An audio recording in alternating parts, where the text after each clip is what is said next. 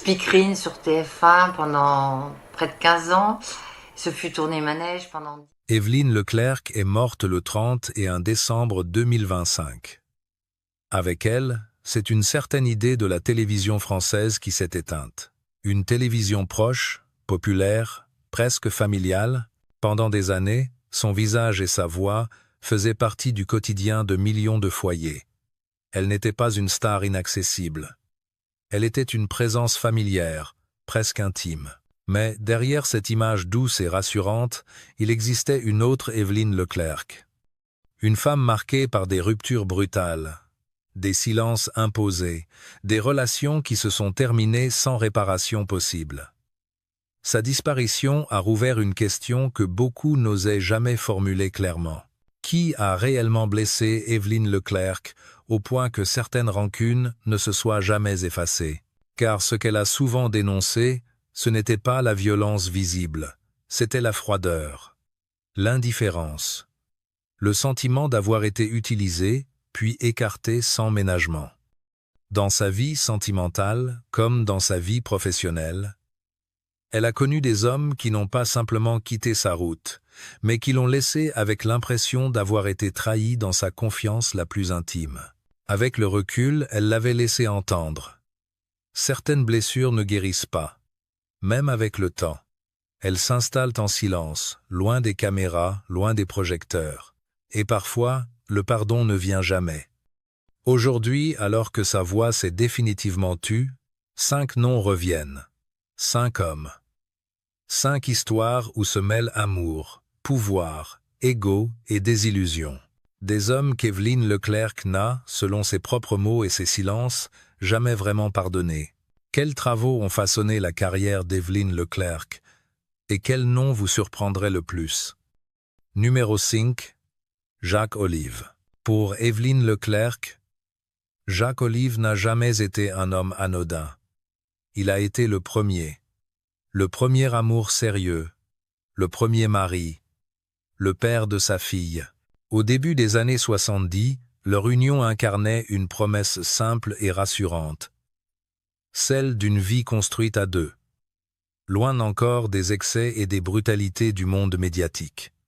Mariés en 1972, ils semblaient former un couple solide, presque discret, à l'image de cette époque où l'on croyait encore que la stabilité protégeait de tout. Mais très vite, les équilibres ont changé. La carrière d'Évelyne Leclerc a pris de l'ampleur. Son visage est devenu familier, puis incontournable. Le rythme s'est accéléré, les absences se sont multipliées. Jacques Olive, resté en retrait, a peu à peu cessé d'être un compagnon pour devenir une présence lointaine. Ce n'était pas une trahison spectaculaire. Pas de scandale. Pas de cris. Seulement une distance qui s'installait jour après jour. Dans ses rares confidences, Évelyne Leclerc a toujours été prudente. Elle n'a jamais parlé de haine. Mais elle a évoqué ce sentiment précis, celui de porter seule le poids du quotidien, même à deux. Elle disait que certaines séparations font plus mal que les ruptures violentes, parce qu'elles s'opèrent dans le silence. Jacques Olive n'a pas détruit sa vie, il s'est contenté de s'en retirer. Le véritable point de non-retour n'a pas été le divorce. C'est venu après. La difficulté à rester unis autour de leur fille. L'impression que même après la fin de l'amour, le dialogue restait impossible. À ses yeux, Jacques Olive n'a jamais su affronter les conséquences émotionnelles de leur séparation. Il est resté à distance, là où elle aurait attendu une présence, au moins humaine. Un jour, elle l'aurait résumé avec une phrase simple, presque banale. Il est parti avant même de partir. Ce n'est pas l'homme qu'elle n'a jamais pardonné, c'est l'abandon discret, celui qui ne fait pas de bruit, mais qui laisse une trace durable. Numéro 4. Richard Rocard. Avec Richard Rocard, Évelyne Leclerc pensait avoir appris de la première blessure. Leur rencontre s'est faite à un moment charnière de sa vie. Elle n'était plus la jeune femme pleine d'illusions, mais une professionnelle aguerrie, consciente des fragilités que la notoriété impose aux relations intimes.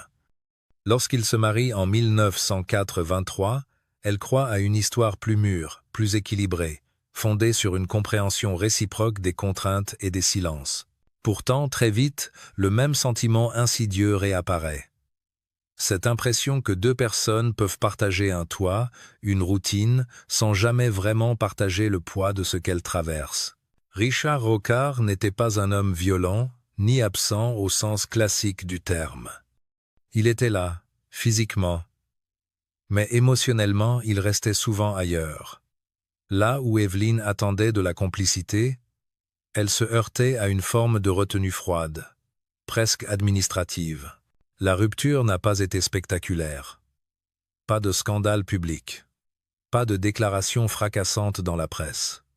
Leur mariage s'est simplement dissous, comme si le lien s'était usé de lui-même.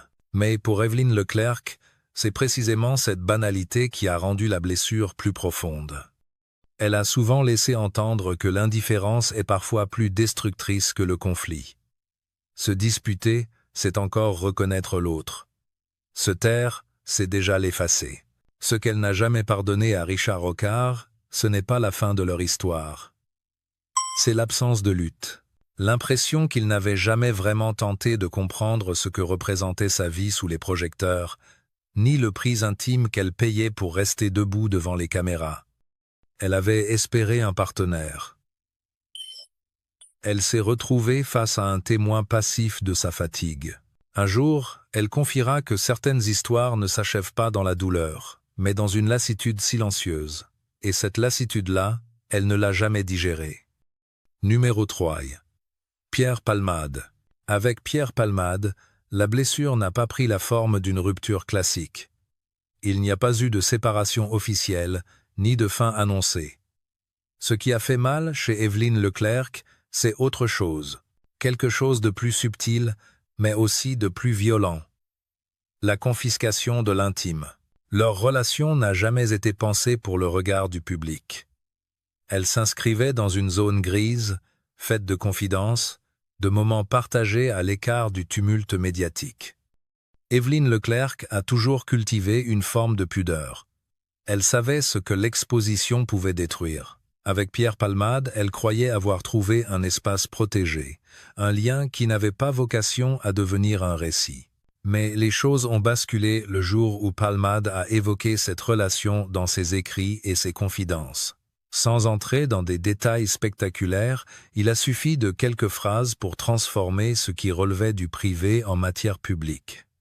Pour lui, c'était un souvenir, une anecdote parmi d'autres. Pour elle, c'était une transgression, une frontière franchie sans autorisation.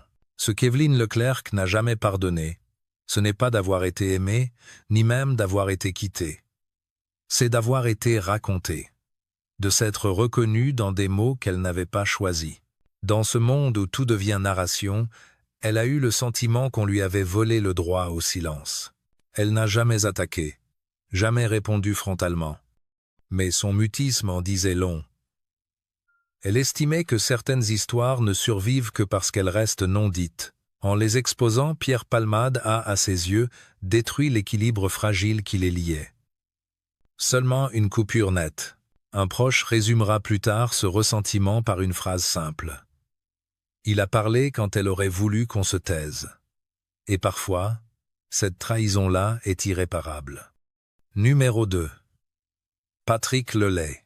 Avec Patrick Lelay, Evelyne Leclerc n'a jamais parlé d'une relation personnelle. Et pourtant, la blessure a été profonde. Parce qu'elle ne venait pas d'un homme aimé, mais d'un homme puissant. Un homme qui incarnait, à lui seul, un système dont elle s'est sentie rejetée sans ménagement.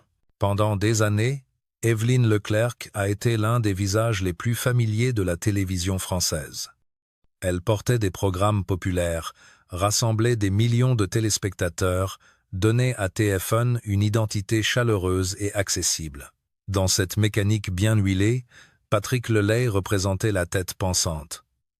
Le stratège, celui qui décidait de ce qui devait rester à l'antenne et de ce qui devait disparaître.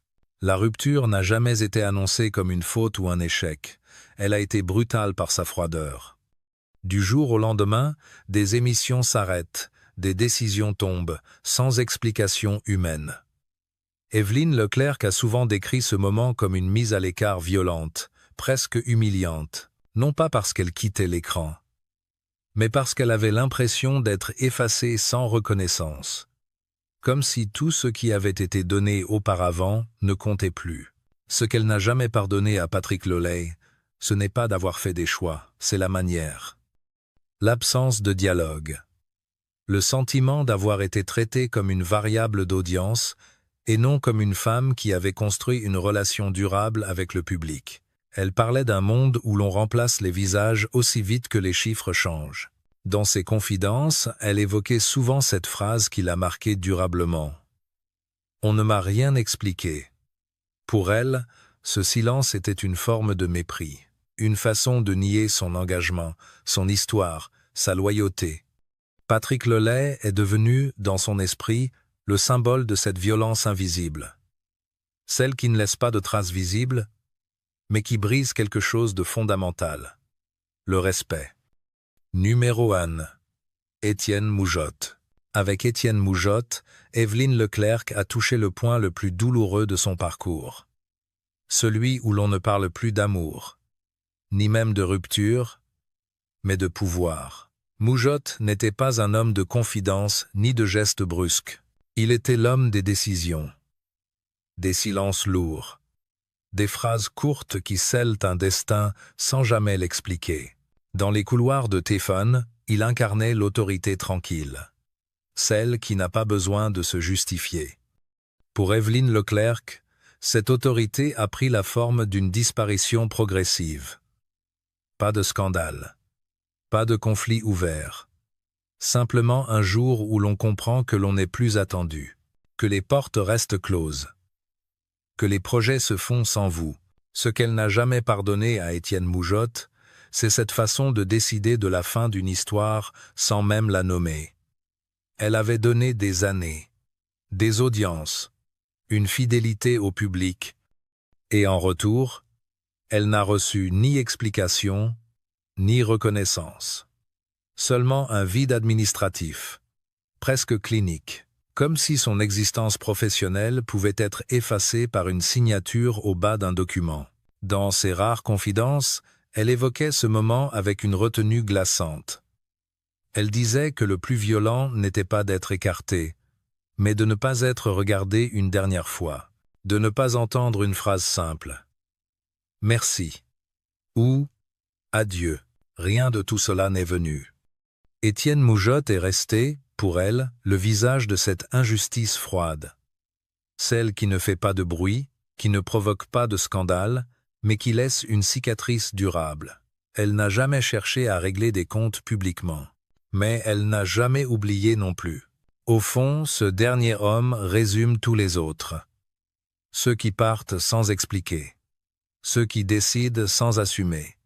Ceux à qui le pouvoir permet d'oublier les êtres humains.